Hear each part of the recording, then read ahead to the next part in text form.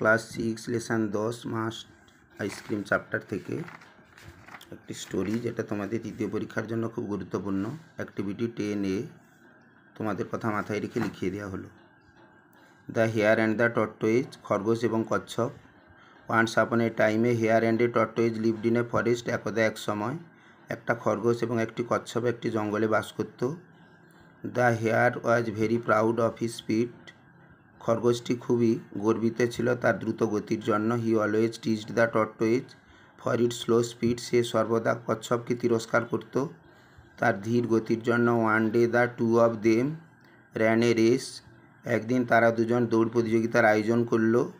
The race began, প্রতিযোগিতা আরম্ভ হলো। দ্য হেয়ার র্যান ফাস্ট,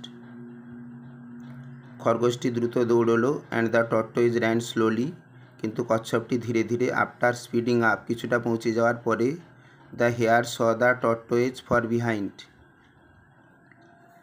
খরগোশ কচ্ছপটিকে পেছনে পড়ে থাকতে দেখলো। The hare decided to take rest for some time under a tree, তাই খরগোশটি ভাবলো একটা গাছের নিচে কিছুটা সময় বিশ্রাম নেবে।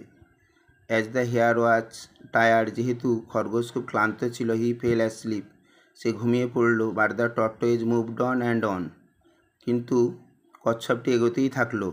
আফটার সাম টাইম, কিছু সময় পরে, দ্য হেয়ার ওক আপ, খরগোশটি জেগে উঠল।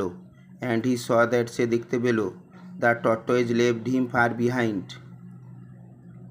যে কচ্ছপ তাকে অনেকটা এগিয়ে গেছে। Finally the tortoise became the winner, অবশেষে কচ্ছপই প্রতিযোগিতায় জয়ী হলো। The hare was very ashamed, খরগোশ খুব লজ্জিত হলো। অ্যান্ড লেফট দ্য প্লেস, এবং সে জায়গা ছেড়ে পালিয়ে গেল। Moral, slow but steady wins the race, ধীর অথচ স্থির জীবনে জয়ী হয়।